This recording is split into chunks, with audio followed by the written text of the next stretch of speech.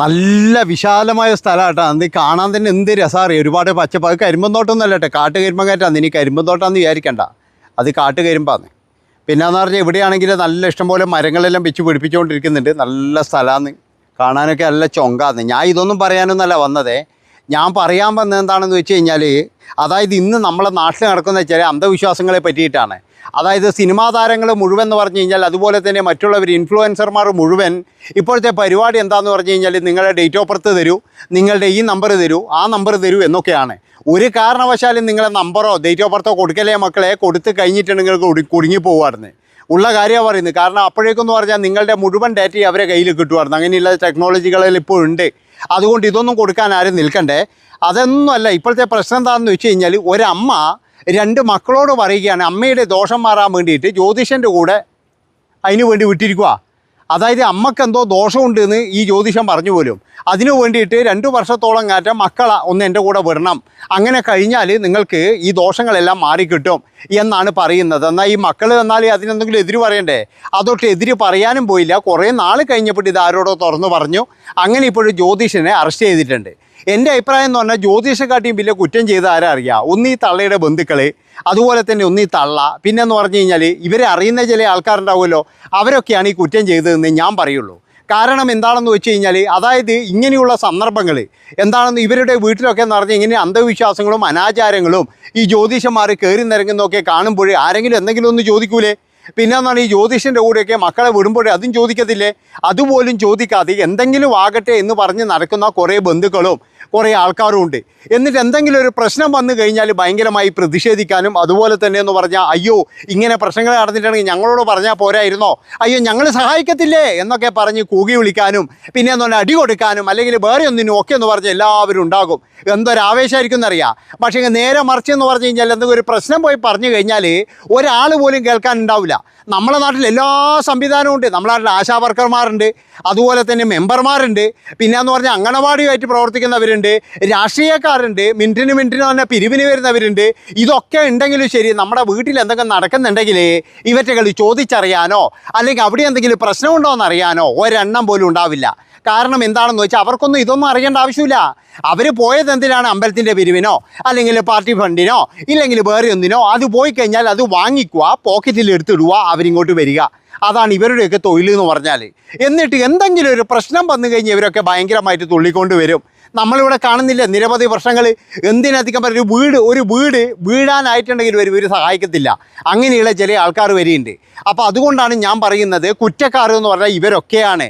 പല സംഭവങ്ങളിലും ഇപ്പോഴെന്ന് പറഞ്ഞു കഴിഞ്ഞാൽ ഞാൻ പറഞ്ഞല്ലോ, ഈ അമ്മ എന്തോ ഒരു സ്ഥലം വിൽക്കാൻ വേണ്ടിയിട്ടാണ് ആദ്യം ജ്യോതിഷനെ സമീപിക്കുന്നത്. അങ്ങനെ സ്ഥലം വിൽക്കാൻ നോക്കുമ്പോൾ ജ്യോതിഷം പറഞ്ഞു എന്തോ ഒരു പൂജ ചെയ്ത് കഴിഞ്ഞാൽ പിറ്റേ ദിവസം തന്നെ നിങ്ങളെ സ്ഥലം ബുക്കെന്ന് പറഞ്ഞു. അങ്ങനെ എന്തോ ഒരു പൂജ ചെയ്തു. കഷ്ടകാലത്തിനാണോ നല്ല കാലത്തിനാണോ എന്നറിയില്ല. 2 or 3 ദിവസം കഴിഞ്ഞപ്പോൾ ആ സ്ഥലം അങ്ങ് വിറ്റുപോയി അവിടുന്ന്. അത് കഴിഞ്ഞപ്പോഴെന്ന് പറഞ്ഞാൽ ഈ തള്ളക്ക് ഭയങ്കരമായിട്ട് സന്തോഷമായി. പിന്നീടെന്ന് പറഞ്ഞാൽ ഇവരുടെ കയ്യിൽ പൈസയും കാര്യങ്ങളൊക്കെ ഉണ്ടാവുമല്ലോ. അങ്ങനെ ഇരിക്കുമ്പോൾ ജ്യോതിഷം പറയുന്നത് നിങ്ങൾക്കൊരു വലിയ ദോഷം വരുന്നുണ്ട്. ആ ദോഷം മാറണമെങ്കിൽ നിങ്ങളൊരു കാര്യം ചെയ്യണം. നിങ്ങളുടെ 2 മക്കളുണ്ടല്ലോ, ആ മക്കളെ എൻ്റെ കൂടെ ഇങ്ങനെ വിടണം എന്ന് പറയുകയാണ്. അങ്ങനെ ഞാൻ പല കാര്യങ്ങളും ചെയ്ത് കാണിച്ചു കൊടുക്കും, അപ്പോഴും നിങ്ങളുടെ ദോഷം മാറുമെന്ന്.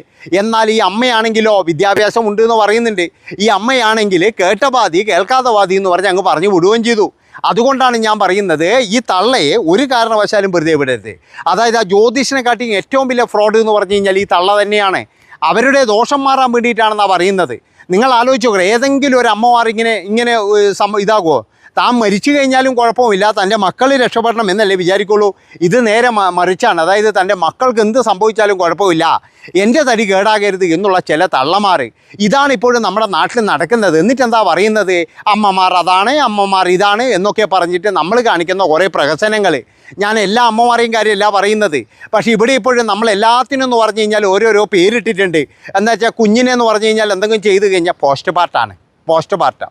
അതുപോലെ തന്നെ വേറെ എന്തെങ്കിലും ചെയ്ത് കഴിഞ്ഞാൽ ഡിപ്രഷനാണ്.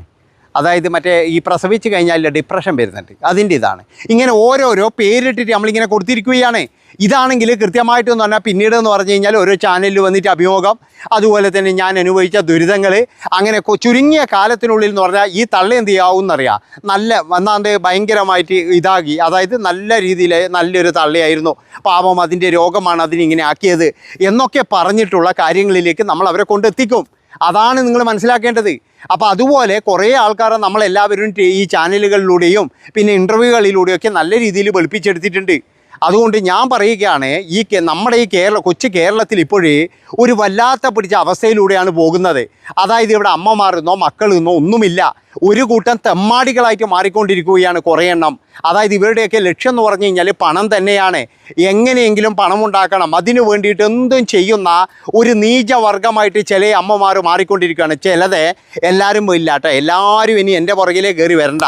ചില ആൾക്കാരെയാണ് പറയുന്നത്. ഒരു നീചവർഗമായിട്ട് മാറിക്കൊണ്ടിരിക്കുകയാണ്. ഇതിനൊരു അറുതിയില്ലേ എന്ന് ചോദിച്ചു കഴിഞ്ഞാൽ ഇല്ല. കാരണം എന്താണെന്ന് ചോദിച്ചു കഴിഞ്ഞാൽ ഇവിടെ കുറേ കോലം കെട്ടി നടക്കുന്ന കുറേ ടീമുണ്ട്, അവരൊക്കെ പൊക്കി പിടിച്ച് നടക്കുന്ന കുറേ കാര്യങ്ങളുണ്ട്. അതായത് ഇന്നലെ ഇപ്പോഴൊരു സ്ത്രീ ഉണ്ടല്ലോ, ആ ഒരു കുഞ്ഞിനാ, ആ സ്ത്രീയെ വരെ എന്ന് പറഞ്ഞ് ഇവന്മാർ എന്താ പറയാന്നറിയാം, അതിന് ഗതികേട് കൊണ്ട് ചെയ്തതല്ലേ, അതിന് വളർത്താൻ കഴിയാത്തതുകൊണ്ട് ചെയ്തതല്ലേ, അല്ലെങ്കിൽ അതിനൊരു ജീവിതം വേണ്ടേ? ആ കുഞ്ഞിനെ നോക്കിയിട്ട് അവൾക്ക് ജീവിക്കാൻ നിൽക്കാൻ പറ്റുമോ? അതായത് അതിന് ആകെ 22 വയസ്സല്ലേ ആയിട്ടുള്ളൂ, ആ കുഞ്ഞിനെ നോക്കിയിട്ട് നിൽക്കാൻ കഴിയുക? ഇങ്ങനെയാണ് ഒരു പുരോഗമനവാദം എന്ന് പറയുന്ന കുറച്ചെണ്ണം ഉണ്ടല്ലോ ഇവിടെ, അവറ്റകൾ പറയുന്ന ന്യായം ഇതായിരിക്കും. എന്ത് തോന്നിയവാസത്തിനെന്ന് പറഞ്ഞു കഴിഞ്ഞാൽ ഇവർ ന്യായീകരിച്ചു കൊണ്ടിരിക്കും. പണ്ടൊരിക്കൽ ദീപക് എന്ന് പറയുന്ന ഒരുത്തൻ, അവൻ ഇതേപോലെ എന്ന് പറഞ്ഞു കഴിഞ്ഞാൽ ജീവൻ ഒടുക്കിയപ്പോഴും ഇവിടെയുള്ള ഒരു വലിയ ഭയങ്കരമായിട്ടുള്ള ഒരു എന്താണ് തള്ള വൈബ്, ആ ഒരു സ്ത്രീ വന്ന് പറയുകയാണ്, അവളല്ല കുറ്റക്കാരൻ, അവൻ തന്നെയാണ് എന്ന് പറഞ്ഞിട്ട് അവനെ അങ്ങ് കുറേ പറഞ്ഞു. അതേപോലെ തന്നെയാണ് ചിലപ്പോഴും എന്ന് പറഞ്ഞു കഴിഞ്ഞാൽ ഈ കുട്ടിക്ക് ജീവിക്കണ്ടേ, ആ ഒരു പിഞ്ചു കുഞ്ഞിനെയും അങ്ങനെ നോക്കിക്കൊണ്ട് നിൽക്കാൻ പറ്റുമോ എന്നുള്ള ചോദ്യങ്ങളാണ് ഇവിടെയൊക്കെ വരിക എന്നുള്ളതാണ്. അതായത് ഇങ്ങനെ ചെയ്യുന്നവരെയൊക്കെ എന്ന് പറഞ്ഞാൽ ഭയങ്കരമായിട്ട് മഹത്വൽക്കരിക്കുക, അതാണ് ഇപ്പോഴും നടന്നുകൊണ്ടിരിക്കുന്നത്. അത് നമ്മുടെ ഈ കേരളത്തിൽ മാത്രമേ ഉള്ളൂ എന്നാണ് എനിക്ക് തോന്നുന്നത്, വേറെ എവിടെയില്ല. വേറെ എവിടെയും ആണെങ്കിൽ എന്ന് പറഞ്ഞാൽ കൃത്യമായിട്ടുള്ള ശിക്ഷയും കാര്യങ്ങളും അതുപോലെ ഭയവും എല്ലാം ഉണ്ട്. ഇവിടെ എന്ന് പറഞ്ഞു കഴിഞ്ഞാൽ ഒരു ഭയവും ഇല്ല. കാരണം എന്താ വെച്ച് കഴിഞ്ഞാൽ പിടിച്ചു കഴിഞ്ഞാൽ രക്ഷപ്പെട്ടോ, നല്ല ബിരിയാണിയും ഊണും എന്നാ വേണ്ടതെന്ന് ഏച്ചാൽ കിട്ടുന്നുണ്ട്. അതുകൊണ്ട് തന്നെ ഒരു ഭയവും ഇല്ല. ഇനി കുറേ നാൾ കടന്നു കഴിയുമ്പോഴേക്ക് ആരെങ്കിലും പറയും ഒന്നും അവനെ പുറത്തിറക്കി വിടണമെന്ന് പറഞ്ഞിട്ട് ജാമ്യവും കൊടുക്കും. അത്രയേ ഉള്ളൂ ഇവിടെ, അല്ലാതെ വേറെ ആർക്കോ ഭയമോ കാര്യങ്ങളോ ഒന്നുമില്ല.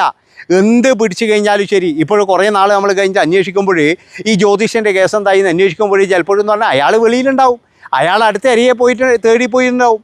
അതുപോലെ തന്നെ എന്ന് പറഞ്ഞാൽ നമ്മുടെ പണ്ടത്തെ ആ ഒരു പോലീസുകാരനുണ്ടല്ലോ, എന്നാൽ അവൻ്റെ പേരും മറന്നുപോയായിരുന്നു, നമ്മളെ ആ ഒരു ഭയങ്കരമായിട്ട് ആൾക്കാരെ അങ്ങ് പിന്നെ എന്നാൽ മോട്ടിവേഷൻ ക്ലാസ്സൊക്കെ എടുക്കുന്നത് ആ പോലീസുകാരൻ്റെ ഗതി ഇപ്പം എന്താണെന്ന് അറിയില്ല ആയിരിക്കും. കാരണം നമ്മളങ്ങനെയാണ്, നമ്മൾ എന്തെങ്കിലും ഒരു കാര്യം കിട്ടിക്കഴിഞ്ഞാൽ അതിൻ്റെ പുറകെ പോകും.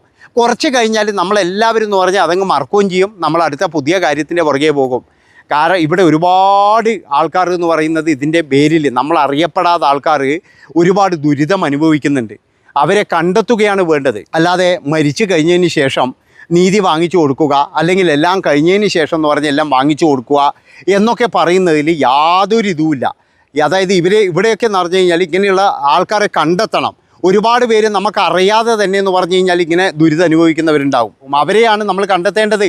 അല്ലാതെ നമ്മൾ വേറെ ഏതെങ്കിലും പോയിട്ട് എന്നാ പറയണ്ടത്, എന്തെങ്കിലും കുറേ എണ്ണത്തിൻ്റെ പുറകെ പോയിട്ട് എന്നാൽ പുരോഗമന മാനം എന്നൊക്കെ പറയുന്ന കുറേ ടീമുകളുണ്ട്, ഐറ്റങ്ങളെയൊന്നും അല്ല മൈൻഡ് ചെയ്യേണ്ടത്. ഇതുപോലെയുള്ള കുഞ്ഞുങ്ങളെയും ആൾക്കാരെയൊക്കെ കണ്ടെത്തുന്നതിലാണ് മിടുക്ക് എന്ന് പറയുന്നത്. നന്ദി, നമസ്കാരം. ഒന്ന് ഹൈപ്പ് ചെയ്തോട്ടാ.